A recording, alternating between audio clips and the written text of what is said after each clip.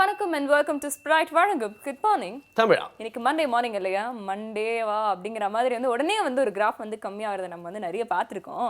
இந்த ஒரு மைண்ட் செட்ல இருந்து மக்கள் வெளியில வரணும் அப்படிங்கிறதுக்கு தான் எல்லாரும் பார்த்தீங்கன்னா இந்த பாசிட்டிவிட்டியை பற்றி, குறிப்பாக மண்டே மார்னிங் பாசிட்டிவிட்டியை பற்றி நிறைய இடத்துல ஸ்ட்ரெஸ் பண்ணிட்டு இருக்காங்க. ஆமாங்க, மண்டே மார்னிங் பாசிட்டிவாக இருக்குன்னா அதுக்கு ஒரே வழி தான் இருக்குது. இந்த சாட்டர்டே லீவை தூக்கிட்டு சண்டே மண்டே லீவ் விட்டுணும். அப்போ தான் மண்டே மார்னிங் எப்பவுமே பாசிட்டிவாக. அப்புறம் டியூஸ்டே மார்னிங் அப்படிங்கிற ஒரு பிரச்சனை வந்துருமே. இல்லைங்க, இந்த மண்டே அப்படிங்கிற வார்த்தையிலேயே நம்மளுக்கு ஒரு சைக்காலஜிக்கல் ஒரு கிளிச் இருக்கு.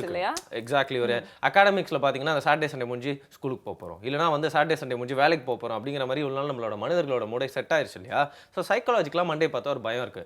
இதுக்கேற்ற மாதிரி நான் ஒரு கதை படிச்சேங்க. ஒரு வேடன் காட்டுக்கு போய் ஏதாவது வேட்டையாடலாம், நான்வெஜ் வேட்டையாடலாம் அப்படின்னு சொல்லிட்டு போறான். அதுக்கு முன்னாடி வெஜிடேரியன் பழம் ஏதாவது சாப்பிடலாம்னு சொல்லிட்டு மரத்துல தேடிக்கிட்டே இருக்கும். ஒரு மரத்துல அழகழகான ரெட் கலர் ஃப்ரூட்ஸ்லாம் இருந்துருக்கு. எக்ஸாக்ட்லி. ஸ்நாக்கை முடிப்போம், அப்புறம் லஞ்சு பார்த்துப்போம் அப்படின்னு சொல்லிட்டு அந்த மரத்து மேலே ஏறி இருக்கான். ஸோ ஒரு தின்னான கிளை இருந்திருக்கு, அதில் போயிட்டு எப்படியாவது அந்த பழத்தை எடுத்துணும்னு சொல்லிட்டு கொஞ்சம் ரிஸ்க் எடுத்து அது மேலே நடந்து போயிட்டு இருப்போம். அந்த கிளை உடஞ்சிருச்சு. உடனே பக்கத்தில் இருக்க இன்னொரு கிளையை பிடிச்சிட்டு கத்திக்கிட்டே இருக்கான், தொங்கிக்கிட்டே இருக்கான். காடு தானே, அதனை மாலா அந்த ஒரு 4-5 பேர் போயிட்டு இருக்கிறதுக்கு காலியாக இருந்ததுனால யாருமே வரல.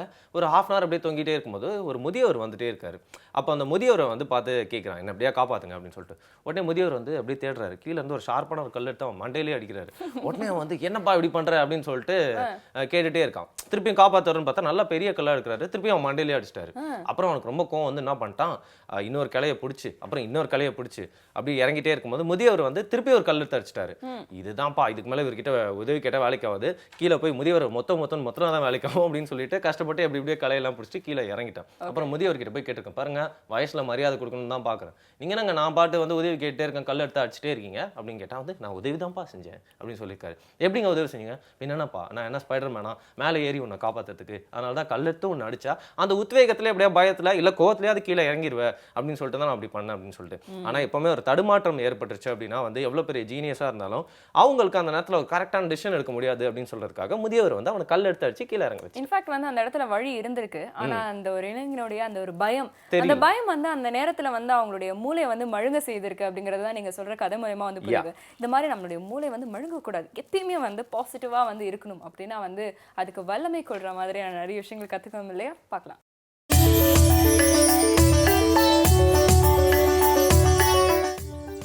காலை வணக்கங்களுடன் இன்று நம்ம இந்த யோகாசனத்தை பார்க்கலாம்.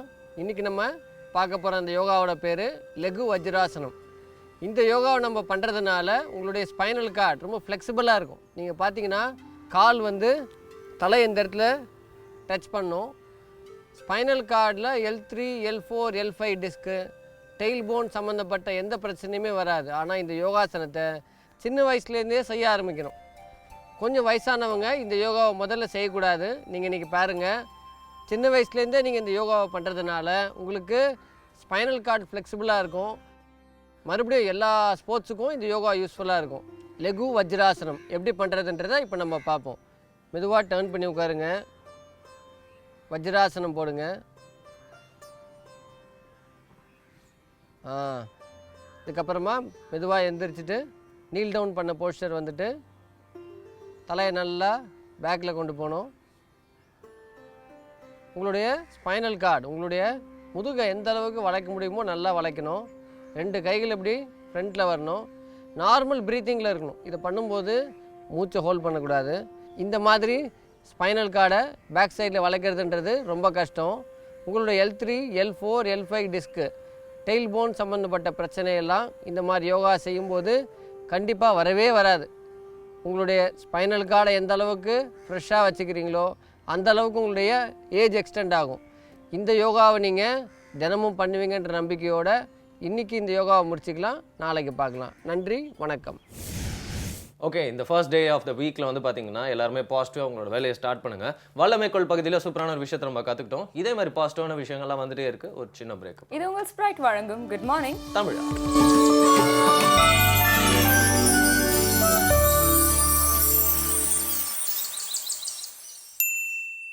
Welcome back. இது உங்கள் ஸ்ப்ரைட் வழங்கும் குட் மார்னிங் தமிழா. ஒருத்தருக்கும் உணவு பழக்கத்துல ஒரு மாதிரியான ஒரு ஸ்டைல் இருக்கும். ஒரு மாதிரி நிறைய பேர் அப்ரோச் பண்ணுவாங்கன்னு சொல்லலாம். இந்த உலர் திராட்சைகள் இருக்குல்ல, அதை நீங்க நிறைய விதத்துல இந்த முந்திரியோட பேர் பண்ணிலாம் ஜோடி போட்டு வருவார் நிறைய இடத்துல.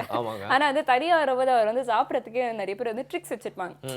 ஒரு சிலர் அப்படியே சாப்பிடுவாங்க, ஒரு சிலர் என்ன பண்ணுவாங்க அந்த உலர் திராட்சையிலே வந்து தோல், அந்த ஒரு சிலர்ன்றது நான் தான், தோலை வந்து உரிச்சிட்டு வந்து சாப்பிடுவாங்க. ஒரு சிலர் வந்து தண்ணியில வந்து போட்டு வந்து சாப்பிடுவாங்க. அது வந்து கொஞ்சம் கொஞ்ச நேரம் சோக் பண்ணிட்டு வந்து சாப்பிடுவாங்க. இப்படி நிறைய விதத்துல வந்து சாப்பிட்டாலும் வந்து பாத்தீங்கன்னா ஒரு விதத்துலயும் வந்து ஒரு மாதிரியான பெனிஃபிட்ஸ் இருக்குன்னு நான் கேள்விப்பட்டிருக்கேன். சில பேர் பாயாசத்துல போட்டா மட்டும் தான் சாப்பிடுவாங்க. ஆனா வந்து பாத்தீங்கன்னா அந்த சின்ன குழந்தைங்களுக்கு அதை கொடுக்கலாம் அப்படின்னு சொல்றாங்க. பட் நம்மளுக்கே அது வந்து டக்குன்னு டைஜஸ்ட் ஆகுமா அப்படிங்கிற மாதிரி இருக்கு. ஏன்னா ஹெவி ஃபுட் இல்லையா அது.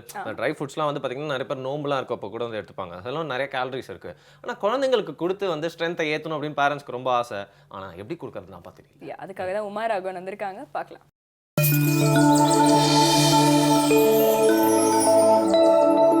Hi, good morning. இன்னைக்கு ஒரு குழந்தைக்கு ஒரு வயசுக்குள்ள நிறைய விஷயங்கள் ஏற்படலாம். அந்த பல்லு வளர்ப்புங்கிறது ஒரு முக்கியமான ஒரு ஸ்டேஜ். ஒரு 8 மாதத்துலேருந்து அந்த பல்லு வந்து குழந்தைக்கு வளர ஆரம்பிச்சிடும். இத்தனை நாள் நம்ம பார்த்தோம் ஒவ்வொரு ஸ்டேஜ்லேயும் குழந்தைக்கு எந்த மாதிரி உணவு தரலான்னு. இப்போது இந்த ஸ்டேஜில் தட் இஸ் அந்த 8 மாதம் 9 மாதம் ஆகும்போது மேக்ஸிமம் அந்த குழந்தைக்கு வந்து அவங்க அநேகமாக நடக்க ஆரம்பிச்சிருவாங்க, ஓட ஆரம்பிச்சிருவாங்க. அப்புறம் ஒரு கெட்ட பழக்கம் ஒன்று வந்துடும். அது பார்த்திங்கன்னா அந்த பல்லு எப்போ அது வளர ஆரம்பிக்குதோ அப்போ பார்த்தா அவங்க கீழே இருக்கிற எல்லா பொருளும் எடுத்து சாப்பிட ஆரம்பிச்சிருவாங்க. ஆல்மோஸ்ட் நம்மளுக்கு வந்து வீடை க்ளீன் பண்ணி கொடுத்துருவாங்கன்னு வச்சுங்களேன். அந்த மாதிரி ஒரு ப்ராசஸ் நடந்துகிட்ருக்கும் எல்லார் வீட்லேயும், எல்லா குழந்தைங்களையும். அது ஒரு காமனான ஒரு விஷயம்தான். இந்த ஒரு ஸ்டேஜ் நடக்கும்போது நிறையா பேரண்ட்ஸ் பார்த்தா எப்போ பார்த்தாலும் டாக்டர் கிட்ட தான் இருப்பாங்க. எப்போதும் வந்து எனக்கு குழந்தைக்கு இன்ஃபெக்ஷன் ஆயிடுச்சு, வயித்தெல்லாம் போகுது அப்படின்னு சொல்லுவாங்க, இல்லாட்டி வாமிட்டிங் வந்துச்சுன்னு சொல்லுவாங்க. ஏன்னா நம்மளால் எவ்வளோதான் நம்ம வந்து குழந்தையோடய உட்காந்துருந்தாலும் அந்த குழந்தை என்ன எடுத்து எப்போ சாப்பிடுதுங்கிறது நம்ம கண்ட்ரோலே இருக்காது. அந்த மாதிரி ஒரு ஸ்டேஜில் ஒரு முக்கியமான ஒரு விஷயத்தை நம்ம குழந்தைக்கு கொடுத்தோன்னா இந்த வயிறு ப்ராப்ளமே வராமல் நம்ம தடுக்கலாம். அது ஒன்றும் இல்லைங்க, நம்ம ஆல்ரெடியாக வீட்டில் இருக்கிற ஒரு சின்ன விஷயம் உலர்ந்த திராட்சை, ரேசன்ஸ்ன்னு சொல்லுவோம். இந்த உலர்ந்த திராட்சை வந்து 2 வெரைட்டி நம்மளுக்கு கிடைக்கும். ஒன்று வந்து கருப்பு திராட்சை, தட் இஸ் இந்த கருப்பு திராட்சையிலேருந்து அதை வந்து ட்ரை பண்ணி வைப்பாங்க, அது ஒரு டைப்பு. இன்னொன்று வந்து இந்த க்ரீன் கிரேப்ஸ், தட் இஸ் பச்சை திராட்சை, அதில் வந்து ட்ரை பண்ணி அதை ஒரு செட்டாக வைப்பாங்க. ஸோ நம்ம எது வேணாலும் எடுத்துக்கலாம், இந்த திராட்சை தான் தரணும்னு இல்லை. உங்களுக்கு எது பழக்கம், வீட்டில் என்ன வச்சுருக்கீங்களோ அதே நம்ம இது வந்து ஒரு குழந்தைக்கு தரலாம். இதை எப்படி கொடுக்கணும்னா ஒரு 9 மாதம் ஆயிடுச்சுன்னா அந்த குழந்தைக்கு நம்ம ஒரு கப்பிலேயே போட்டு தந்துடலாம். ஏன்னா அதுக்கு வந்து பல்லு கொஞ்சம் growth இருக்கிறதுனால சாப்பிட்டுட்டோம். பட் அது கொஞ்சம் எல்லா குழந்தையால மேனேஜ் பண்ண முடியாத ஒரு விஷயம். அதனால நம்ம என்ன பண்ணுறோன்னா அந்த திராட்சையை வந்து தண்ணியில், தட் இஸ் நம்ம நார்மல் ட்ரிங்கிங் வாட்டர் இருக்குது இல்லையா, அதில் வந்து நல்லா கொதிக்க விட்டுட்டு அந்த ஜூஸ், தட் இஸ் அதோட அந்த கொதிக்க விட்டுட்டு அதை எக்ஸ்ட்ராக்ட்னு நம்ம சொல்லுவோம். நம்ம நார்மலாக இப்போ டீலாம் ஃபில்டர் பண்ணுறது இல்லைங்க, அந்த மாதிரி அந்த திராட்சையை கொதிக்க விட்ட தண்ணியை நம்ம ஜஸ்ட்டு ஃபில்டர் பண்ணி ஒரு டம்ளர்லேயோ இல்லாட்டி உங்களுக்கு எந்த கப்பில் கொடுக்கறனாலும் கொடுக்கலாம். குழந்தைக்கு எப்படி பழக்கமோ அந்த விதத்தில் அதை கொடுத்துடலாம். இதில் என்ன ஆகும்னு பார்ப்போம். இப்போது இந்த ரேசன்ஸ் திராட்சை, இந்த திராட்சையை நம்ம சொல்லும்போது இதில் வந்து 2 முக்கியமான விஷயங்கள் இருக்குது. ஒன்று வந்து அந்த நாறு சத்து. ஸோ அதை வந்து நம்ம பாயில் பண்ணி அதை நல்லா மேஷ் பண்ணி கொடுக்கும்போது கூட அதில் நாறு சத்து ரொம்ப அதிக விதத்தில் தான் அந்த தண்ணியில் இருக்கும். நம்ம எப்போதும் என்ன நினைக்கிறோம், ஜூஸாக பண்ணிட்டோன்னா நாறு சத்து இருக்காதுன்னு நினைக்கிறோம். அது பழங்களில் தான் அந்த மாதிரி. ஆனால் இந்த திராட்சை அப்படின்னு சொல்லும்போது அதில் வந்து அந்த நாறு சத்து நீங்கள் ஃபில்டர் பண்ண தண்ணியிலையும் அந்த நாறு சத்து வரதான் செய்யும். ஏன்னா அவ்வளோ நல்ல அது சொல்யூபிள் ஃபைபர்னு ஒன்று சொல்லுவாங்க. அந்த மாதிரி அந்த ஃபைபரை தான் நம்ம வந்து இதில் யூஸ் பண்ணுறோம். இதில் வந்து அயர்ன், மெக்னீஷியம், அந்த மாதிரி நல்ல ஒரு மினரல்ஸும் இருக்குது. விட்டமின்ஸ் அப்படின்னு பார்த்தோன்னா அந்த கலரே பார்த்தீங்கன்னா இந்த ஒரு ப்ரௌன் கலர் இல்லாட்டி என்ன ஒரு பொருளும் ஒரு ப்ரௌன் கலர்லேயோ இல்லாட்டி ஒரு பிங்க் கலர்லேயோ அந்த மாதிரி கலர் உள்ள பொருள்னாலே அதில் வந்து இந்த ஆன்டி ஆக்சிடென்ட் அப்படின்னு ஒரு விஷயம் அதில் எப்போதுமே இருக்கும். இந்த ஆன்டி ஆக்சிடென்டோட வேலையே என்னென்னா நம்ம பாடியில், தட் இஸ் நம்மளோட பிளட்டில் இருக்கிற என்னென்ன பிரச்சனையுள்ள விஷயங்கள் என்ன இருக்கோ அது எல்லாத்தையும் ரிமூவ் பண்ணிவிடுங்க. அதான் அதோட வேலை. இந்த விஷயமே இது வந்து நம்ம ஒரு சின்ன குழந்தைக்கு கொடுக்கும்போது அந்த பாடிக்குள்ள அந்த குழந்தைக்கு கிருமிகள் என்ன இருந்தாலுமே அது வந்து ஃபுல்லாக டிசால்வ் ஆகி அவங்க வந்து யூரின் போகும்போது இல்லாட்டி மோஷன் போகும்போது வெளில வந்துடும். ஸோ இந்த திராட்சையை நம்ம ஆல்மோஸ்ட் டெய்லி இதுக்குன்னு ஒரு டைம் நீங்கள் செட் பண்ணிக்கலாங்க. ஒரு மேபி மார்னிங்கோ இல்லாட்டி ஒரு ஆஃப்டர்நூன் டைம், ஃபுட்டுக்கு முன்னாடி, லஞ்சுக்கு முன்னாடி இல்லாட்டி பிரேக்ஃபாஸ்ட்டுக்கு அப்புறம் அந்த மாதிரி நம்ம ஒரு டைம் செட் பண்ணிவிட்டு டெய்லி இது கொடுக்க ஆரம்பிச்சிடலாம். இதில் மெயினாக ஒரு விஷயம் என்னன்னு பார்த்தோன்னா இந்த டீதிங் அப்படிங்கிற ப்ராசஸ், தட் இஸ் அந்த குழந்தைங்களுக்கு அந்த டீத் வரும்போது தான் அது அவங்களுக்கு வந்து எதையான கடிக்கணும் அப்படிங்கிற ஒரு ஆசை வந்துட்டே இருக்கும். அந்த ஸ்டேஜில் வந்து தான் அவங்க கீழே என்ன பொருள் இருக்கோ என்ன கிடைக்குதோ சாப்பிட்ருவாங்க. ஸோ இதை வந்து உள்ளே போகும்போது தான் அந்த குழந்தைக்கு வயிற்று வலி இல்லாட்டி வந்து ஒரு வாமிட்டிங் அந்த மாதிரி நிறைய பிரச்சனைகள் வருது. பட் இந்த ரெய்சன்ஸ் வாட்டர் மட்டும் நம்ம கொடுத்துட்டே இருந்தோம்னா இந்த பிரச்சனையே வராது. அண்ட் இதுக்கு பதிலாக நம்ம என்ன பண்ணுறோம், போய் ஒரு டாக்டர்கிட்ட மருந்து வாங்குகிறோம், திருப்பி குழந்தைக்கு ஒரு ஆன்டிபயோட்டிக் தரோம். இது வந்து அந்த குழந்தையோட இப்போ இருக்கிற ஒரு ஹெல்த் வந்து இன்னும் காம்ப்ளிகேட் பண்ணுமே தவிர அதை ஒரு நல்ல விதத்தில் நம்ம கொண்டு போக முடியாது. இல்லை நீங்கள் முக்கியமாக என்ன நினைவு வச்சுக்கணுன்னா, அந்த நீ எங்கேருந்து அந்த பொருள் அந்த திராட்சை வாங்குறீங்களோ அந்த இடம் அந்த பேக்கெட்லாம் சுத்தமாக இருக்கான்னு மட்டும் ஒரு தடவை பார்த்துட்டுருங்க. இது எப்படியும் நம்ம பாயில் பண்ணுறதுனால இதில் பிரச்சனை ஒன்றும் இருக்க போகிறதில்ல. அதனால் நம்ம எதான நம்ம பொருள் ராவாக கொடுத்தோம், தட் இஸ் ஒரு குக் பண்ணாத ஒரு பொருள் கொடுத்தோன்னா தான் நம்மளுக்கு பயம் இருக்கணும். இது நம்ம வந்து டைரெக்டாக ஒரு கொடுக்காம நம்ம அந்த பாயில் பண்ணி அந்த தண்ணி அதோட ஜூஸை தான் நம்ம தரோம். அதோட எக்ஸ்ட்ராக்ட்னு சொன்னோம், ஜூஸுங்கிற விட எக்ஸ்ட்ராக்ட்டுங்கிறது பெட்டர் வேர்டு. ஸோ அந்த எக்ஸ்ட்ராக்ட் கொடுக்கறதுனால இந்த குழந்தைக்கு எல்லா விதத்துலேயுமே ஒரு நல்ல ஒரு நியூட்ரிஷனும் ஒரு நல்ல அவங்களுக்கு வந்து ஒரு அந்த எதிர்ப்பு சக்தி எல்லா விதத்துலேயும் வந்து அந்த குழந்தை வந்து அந்த ஸ்டேஜ், தட் இஸ் அந்த முக்கியமான ஒரு ஸ்டேஜை வந்து ஈஸியாக க்ராஸ் பண்ணக்கூடிய சக்தி அதுக்கு வருது. இன்னும் பல விஷயங்களோட நாளைக்கு உங்களை சந்திக்கிறேன். நன்றி, வணக்கம். நன்றி உமா ராகவன் அவர்களே. இன்னைக்கு வந்து பார்த்தீங்கன்னா குழந்தைங்களுக்கு இந்த உலர்ந்த பழங்கள்லாம் எப்படி கொடுக்கலாம், மெயினாக அந்த ட்ரை ஃப்ரூட்டில் திராட்சை எப்படி கொடுக்கலாம் அப்படின்றத சொல்லியிருந்தாங்க. இதே மாதிரி நிறையா ஃபுட்ஸ் வந்து குழந்தைங்களுக்கு, அது மட்டும் இல்லாமல் ஃபுட்ஸ் மட்டும் இல்லாமல் நிறைய பழக்கங்கள் குழந்தைங்களுக்கு வந்து எப்படி நம்ம விதைக்கலாம் அப்படிங்கிறத வந்து கொஞ்சம் சிந்திச்சு பார்த்தா தெரியும். அப்படின்னா தெரிஞ்சவங்க கிட்ட கேட்டு தெரிஞ்சுக்கோங்க. தெரிஞ்சவங்க கிட்ட வந்து கேட்டு தெரிஞ்சுக்கணும் அப்படிங்கிறத வந்து கண்டிஷன் சப்ளை இல்லைன்னா ஹைலைட்ஸ் இல்லை கோட்ஸ் வந்து செய்து போடுங்க. ஏன்னா நம்மளுக்கு தெரிஞ்ச விஷயங்களோ இல்லை வந்து அக்கம் பக்கத்தில் சொல்கிற விஷயங்களோ மட்டுமே எக்ஸ்பெரிமெண்ட் பண்ணக்கூடாது, குறிப்பாக குழந்தைங்க விஷயத்தில் அப்படின்னு முக்கியமாக நாங்கள் வந்து ஹைலைட் பண்ணிட்டு இதை தொடர்ந்து விஷயங்கள் உங்களுக்கு காத்துட்டு இருக்கு. ஒரு சின்ன விளம்பர இடைவேளைக்கு அப்புறம் அதை வந்து பேசலாம். இது உங்கள் ஸ்பிரைட் வழங்கும் குட் மார்னிங் தமிழ்.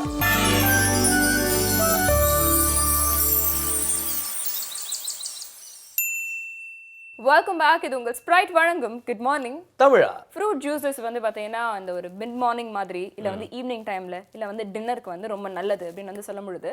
டின்னர் சமயத்தில் வந்து நிறைய பேர் வந்து என்ன சொல்றாங்க, ஈவன் டாக்டர்ஸ் அண்ட் நியூட்ரிஷனிஸ்ட் என்ன சொல்றாங்க அப்படின்னா ரொம்ப லேட் ஆயிடுது. அதாவது வந்து ஒரு 7 மணிக்கு மேலே தான் நீங்கள் சாப்பிட வேண்டிய ஒரு சுச்சுவேஷன் இருக்கு அப்படின்னா அந்த சமயத்தில் ஒன்று ரொம்ப லைட்டாக இட்லி அந்த மாதிரி வந்து ரொம்ப லைட்டாக எடுத்துக்கோங்க. அப்படி இல்லை அப்படின்னா ஃப்ரூட் ஜூஸ் இல்லைன்னா ஏதாவது ஸ்மூத்தி மாதிரி வந்து எடுத்துக்கோங்க. ஏன்னா வந்து ரொம்ப ஹெவியாக வந்து சாப்பிட்டுட்டு வந்து தூங்குறது அவ்வளோ சிறப்பான ஒரு விஷயம் இல்லைன்னு சொல்கிறாங்க. ஆனால் இந்த ஸ்மூதி அப்படின்னு வரும்பொழுதே கூட வந்து பார்த்தீங்கன்னா கொஞ்சம் வந்து நியூட்ரிஷன்ஸாக வந்து இருக்கணும். ஏன்னா இப்போ வந்து வெறும் சாத்துக்குடி அப்படிங்கிறது வந்து அந்தளவுக்கு ஃபில்லிங்காக இருக்காது. ஸோ அதுக்கு என்ன ஆப்ஷன் அப்படின்னு வந்து தேடும் பொழுது தான் வந்து பார்த்தீங்கன்னா நம்ம அதர் ஆப்ஷனில் வந்து என்னென்ன ஃப்ரூட்ஸ் இருக்குன்னு நம்ம யோசிப்போம் இல்லையா. எக்ஸாக்ட்லி அப்படிதான் வந்து பார்த்தீங்கன்னா எனக்கு வந்து ஃபிக் ஸ்மூத்தி அப்படிங்கிற சூப்பரான விஷயத்தை கொடுத்துருக்காங்க. அத்திப்பழம். ஆமாங்க, அத்திப்பழம் அந்த வச்சு வந்து ஸ்மூத்தி எப்படி பண்ணலாம் அப்படின்னு சொல்ல போறாங்க, பார்க்கலாம்.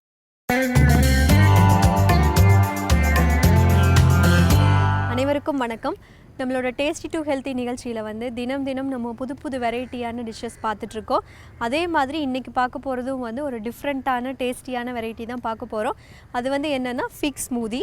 ஃபஸ்ட்டு தேவையான பொருட்கள் என்னென்னு பார்த்துடலாம். அத்திப்பழம், பப்பாளி, நேந்திரம் பழம், ஃப்ளாக்ஸ் சீட்ஸ், தேங்காய்பால், தேன், நட்ஸ்.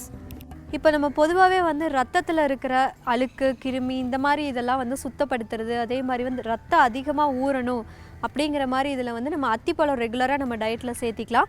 அதை வந்து நம்ம ஜூஸாவோ இல்லை ட்ரைட் ஃப்ரூட்டாவோ எப்படி வேணால் எடுத்துக்கலாம். இல்லை இந்த மாதிரி டிஃப்ரெண்ட்டாக ஒரு ஸ்மூதி கூட நம்ம எடுத்துக்கலாம். ஃபஸ்ட் இது எப்படி பண்ணுறதுன்ட்டு பார்க்கலாம். ஃபஸ்ட்டு வந்து இதில் அத்திப்பழம் ஆட் பண்ணிக்கலாம். அத்திப்பழம் வந்து தோல் எடுத்துகிட்டு நான் கட் பண்ணி வச்சுருக்கேன். நல்லா பழுத்த பழமாக ஆட் பண்ணிக்கலாம். ஒரு 4 அத்திப்பழம் ஆட் பண்ணிக்கலாம். அப்புறம் பப்பாளி, அப்புறமா நேந்திரம் பழம்,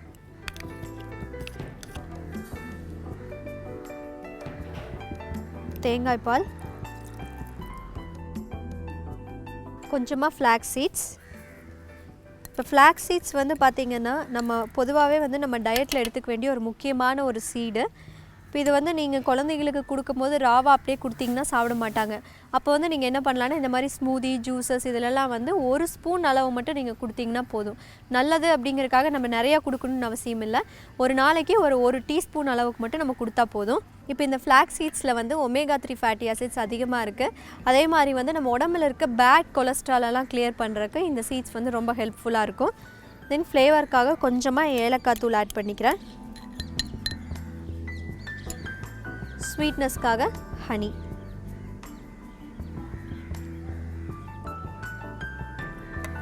இப்போ நம்ம அத்திப்பழம் ஆட் பண்ணியிருக்கங்காட்டி அதுலேயே கொஞ்சமாக ஸ்வீட்னஸ் இருக்கும்.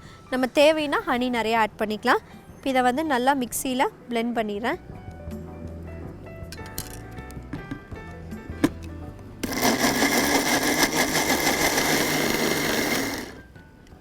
இப்போ நம்மளோட ஃபிக் ஸ்மூதி தயாராகிடுச்சு. நான் வந்து இதை கிளாஸில் மாற்றிக்கிறேன்.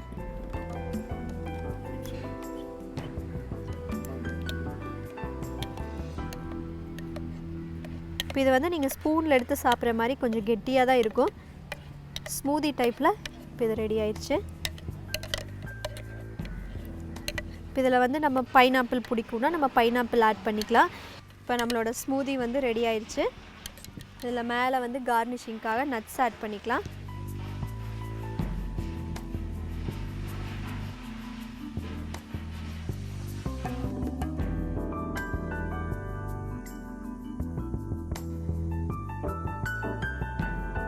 இப்போ வந்து நீங்கள் பொதுவாகவே ஒரு ஸ்மூதி பண்ணுறீங்க அப்படின்னா வந்து அதில் வந்து தண்ணி விடுற மாதிரி இருக்கிற ஃப்ரூட்ஸ் எல்லாம் நம்ம வந்து அவாய்ட் பண்ணிடலாம். அதாவது ஆரஞ்சு, அதே மாதிரி வந்து பொமோகிரானட் இதெல்லாம் அவாய்ட் பண்ணிவிட்டு ஒரு ஃப்ளஷியான ஃப்ரூட் வந்து நம்ம ஆட் பண்ணிக்கலாம்.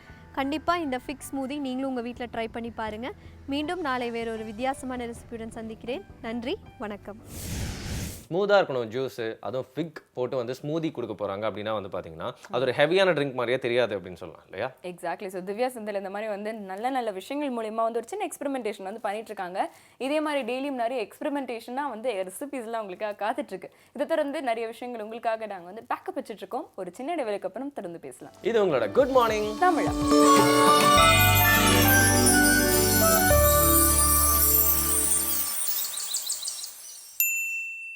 Welcome back. இது உங்கள் ஸ்ப்ரைட் வழங்கும் குட் மார்னிங் தமிழா. ஓகே, இன்னைக்கு வந்து பார்த்தீங்கன்னா ஒரு தொடர்ச்சி, இன்னையிலேருந்து ஒரு சின்ன ஒரு தொடர்ச்சி வந்து ஆரம்பிக்கப்படுது. முன்னாள் எஸ்பி திரு கலியமூர்த்தி அவர்கள் வந்து இன்னிலிருந்து ஆசிரியர்களுக்காக நிறைய விஷயங்கள் வந்து சொல்ல போகிறார். ஆசிரியர்கள் குறித்து, ஆசிரியர்கள் எப்படிலாம் இருக்கணும், எப்படிப்பட்ட ஆசிரியர்கள்லாம் இருந்திருக்காங்க, இப்படி வேரிடான டாபிக்ஸ்லாம் வந்து இன்னிலிருந்து கையாள போகிறார். நிச்சயமா சீர்திருத்தம் அப்படிங்கிறது கொண்டு வரது ஆசிரியர்கள் தான். அதுக்கப்புறம் சமூக சீர்திருத்தம் அப்படிங்கிறது அப்பப்போ வந்து டிசிப்ளின் பண்ணிட்டே இருக்கிறது வந்து காவல்துறை அதிகாரிகள் தான் அப்படின்னு சொல்லலாம். ஸோ முன்னாள் எஸ்பி கலியமூர்த்தி அவர்கள் அதை பற்றி பேசுறதுக்கு ஆப்டான ஒரு பர்சன். ஸோ நீங்கள் பேசுறது என்னன்னு கேட்கறதுக்காக வெயிட் பண்ணிட்டு இருக்கோம் சார், ப்ளீஸ்.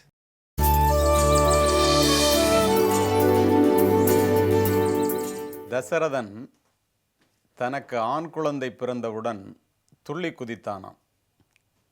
எல்லோரும் ஆண் குழந்தை ராமன் பிறந்ததற்காக தசரதன் மகிழ்ச்சி அடைகிறான் என்று கூறினார்களாம். ஆனால் தசரதனிடம் கேட்டதற்கு, நான் ராமன் பிறந்ததற்காக துள்ளி குதிக்கவில்லை, விசுவாமித்திரன் என்ற மிகப்பெரிய ஆசிரியன் வாழ்கின்ற காலத்திலே அவனிடம் படிக்க வைப்பதற்கு ஒரு பிள்ளை பிறந்து விட்டானே என்று துள்ளி குதித்தேன் என்று கூறினானாம். ஒரு அரசனுக்கு ஆசிரியர் மேல் உள்ள எதிர்பார்ப்பு எப்படிப்பட்டது என்பதை நாம் சிந்திக்க வேண்டும். ஏன் அவ்வாறு அவன் நினைத்தான் என்றால், தாயினுடைய ஆரோக்கியம்தான் குழந்தையினுடைய ஆரோக்கியம் என்பதைப் போல ஒரு ஆசிரியருடைய ஆரோக்கியம்தான் மாணவர்களுடைய ஆரோக்கியம். ஆசிரியர்கள் வேர்களைப் போன்றவர்கள், மாணவர்கள் அதில் பூத்து குலுங்குகின்ற பூக்களைப் போன்றவர்கள். வேர்களினுடைய பலத்தை பொறுத்தே பூக்களினுடைய வசீகரம் அமையும். வேர்கள் பட்டு போனால் பூக்கள் கொட்டி போகும்.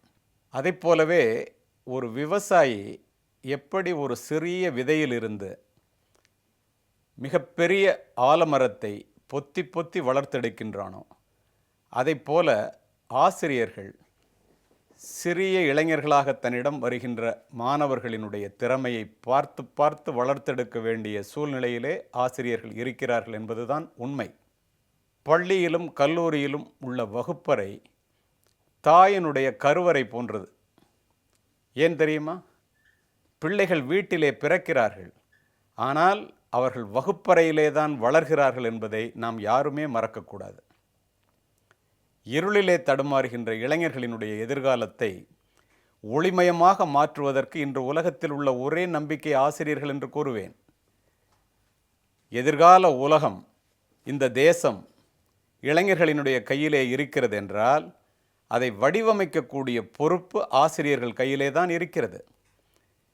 இந்த உலகம் இன்னும் ஆசிரியர்கள் மீது மிகப்பெரிய அபிமானத்தை வைத்திருக்கிறது. காரணம் என்ன தெரியுமா? ஆகாயத்திற்கு அடியில் உள்ள அத்துணையையும் தெரிந்து வைத்திருப்பவர் ஆசிரியர் என்ற எண்ணத்தோடு தான் பெற்றோர்களும் பிள்ளைகளை கல்லூரிக்கும் பள்ளிக்கும் அனுப்புகிறார்கள். பிள்ளைகளும் அந்த எதிர்பார்ப்போடு தான் உங்களிடம் படிக்க வருகின்றார்கள். அப்படி இருக்கும்போது ஒரு ஆசிரியனுடைய பொறுப்பு எவ்வளவு பெரியதாகி விடுகிறது என்று பாருங்கள். இன்னும் கூட சொல்லுகின்றேனே, ஒரு மரத்தடிக்கு கீழே உட்கார்ந்திருக்கின்ற பிள்ளைகளின் நடுவிலே ஒரு ஆசிரியரோ அல்லது ஒரு ஆசிரியையோ அமரும்போது தான் அந்த மரத்தடி கூட பள்ளிக்கூடமாகிறது. இன்றும் நாம் பார்த்து கொண்டு தானே இருக்கின்றோம். பெற்றோர்கள் பல முறை சொல்லி திருந்தாத பிள்ளைகள், தன்னுடைய பழக்க வழக்கத்தை மாற்றிக்கொள்ளாத பிள்ளைகள், ஒரு ஆசிரியர் ஒரே ஒரு நிமிடம் சொல்லுவதிலே ஒரு கண நேரத்திலே தங்களை மாற்றிக்கொண்டு விடுகிறார்கள் என்றால், அந்த பிள்ளைகள் இந்த ஆசிரியர்களை எவ்வளவு பெரிய உயர்ந்த பீடத்திலே வைத்திருக்கிறார்கள், எப்படி போற்றுகின்றார்கள். இதை உணர வேண்டியது ஆசிரிய சமுதாயமே. அப்படி நம்மை மதிக்கின்ற அந்த பிள்ளைகளுக்கு ஆசிரியர்கள் நியாயம் செய்ய வேண்டாமா? செய்கின்ற ஆசிரியர்கள் இருக்கத்தான் செய்கின்றார்கள். எல்லோரும் செய்கின்றார்களா என்பதுதான் இன்றைய கேள்வி. அதற்கு என்ன செய்ய வேண்டும்? ஒரு எரிகின்ற விளக்கினால்தான், சுடர்விட்டு எரிகின்ற ஒரு விளக்கினால்தான் இன்னொரு விளக்கை ஏற்றி வைக்க முடியும். அந்த விளக்கானது தொடர்ந்து சுடர்விட்டு எரிய வேண்டுமென்றால் அது இடையறாது எண்ணெய் பெறுதல் வேண்டும். அதை போலத்தான் ஒரு ஆசிரியர் தொடர்ந்து படித்தால்தான் தன்னிடம் இருக்கின்ற மாணவர்களுடைய வாழ்க்கையை ஒளிமயமாக மாற்ற முடியும். அதனால்தான் கூறுவார்கள், படித்த ஆசிரியரை விட படிக்கின்ற ஆசிரியரிடத்திலே பிள்ளைகளை ஒப்படையுங்கள் என்று. காரணம் என்ன தெரியுமா? If you are not updated, you are outdated. மன்னன் பிலிப் மாசிடோனியா அரண்மனையிலே தங்கக்காசுகளை உப்பரிகையில் நின்று வாரி வாரி இறைக்கின்றான். கடைசி மனிதனுடைய கையிலே தங்கக்காசு கிடைக்கும் வரை எல்லோருமே மன்னனுக்கு ஆண் குழந்தை அலெக்சாண்டர் பிறந்து விட்டான், அதற்காக தங்க காசுகளை மன்னன் வாரி இறைக்கின்றான் என்று மந்திரி உட்பட அத்துணை பேரும் கூறினார்கள். ஆனால் அந்த மந்திரியை அழைத்த மன்னன், முட்டாள் மந்திரியே, ஆண் குழந்தை அலெக்சாண்டர் பிறந்ததற்காக நான் தங்க காசுகளை வாரி இறைக்கவில்லையடா. அரிஸ்டாட்டில் என்ற மிகப்பெரிய ஆசிரியன் என்னை மிகப்பெரிய அரசனாக மாற்றினான். அவன் வாழுகின்ற காலத்திலேயே அவனிடம் படிப்பதற்கு ஒரு அலெக்சாண்டர் பிறந்து விட்டானே என்று காசுகளை வாரி இறைக்கின்றேன் என்று கூறினான் மகிழ்ச்சியிலே.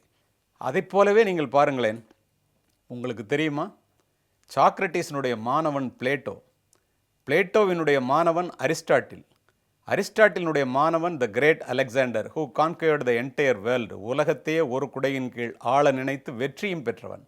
அவனிடம் சென்று கேட்டார்கள், உன்னால் எப்படியடா இந்த உலகத்தையே பிடிக்க முடிந்தது என்று. அலெக்சாண்டர் சொன்ன பதில் என்ன தெரியுமா? நான் இந்த உலகத்திற்கு வந்ததற்கு காரணம் என்னுடைய பெற்றோர், ஆனால் இந்த உலகம் என்னிடம் வந்ததற்கு காரணம் என்னுடைய ஆசிரியர் அரிஸ்டாட்டில் என்று கூறினான். தன்னுடைய தகப்பனினுடைய எண்ணத்தை எப்படி அவன் நிரூபித்து காண்பித்தான். அதற்கு காரணம் யார் என்று பாருங்கள், ஆசிரியர்கள் தானே. எனவே நாமும் ஆசிரியர்களை மதிப்போம்.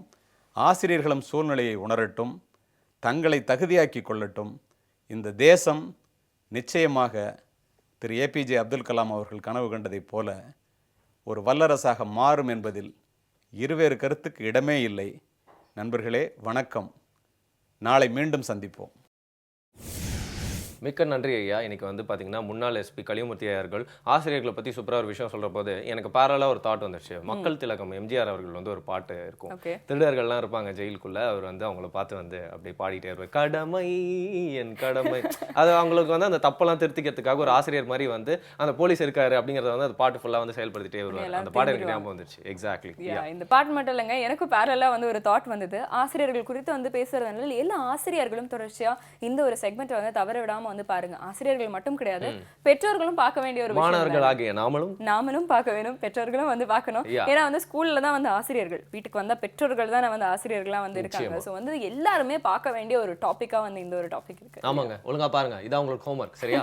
ஒரு சின்ன பிரேக் அப்புறம் உங்களுக்கு சூப்பரான பகுதிகள்லாம் வந்துட்டே இருக்கு. இது உங்களோட குட் மார்னிங் தமிழா.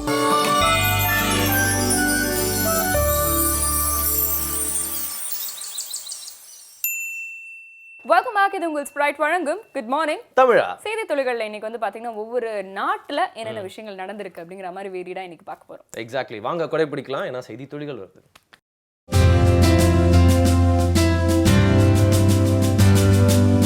முதல்ல ரெண்டாவது வந்து பாத்தீங்கன்னா நம்மளுடைய நாடை பத்தி தானே வந்து பேசலாம். அதனால வந்து நம்ம நாட்டுல வந்து ஒருத்தருக்கு வந்து 7 லட்சம் ரூபாய் வந்து மார்க் ஜக்கர்பர்க் சும்மா தூக்கி கொடுத்திருக்காரு. என்னங்க டெய்லி ஸ்டேட்டஸ் போடுறதுக்காகவா?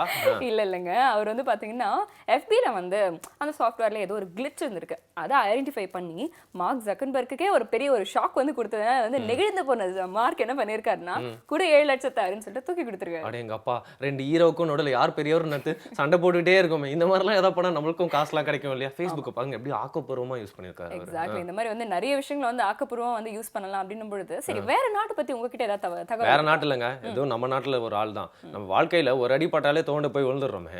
இவர் பாத்தீங்கன்னா அடி மேல அடின்னு சொல்ல முடியாது, விஷம் மேல விஷம் வாங்கி இன்னைக்கு வாழ்க்கையில அப்படி ஓடிக்கிட்டே இருக்காரு அப்படின்னு சொல்லலாம்.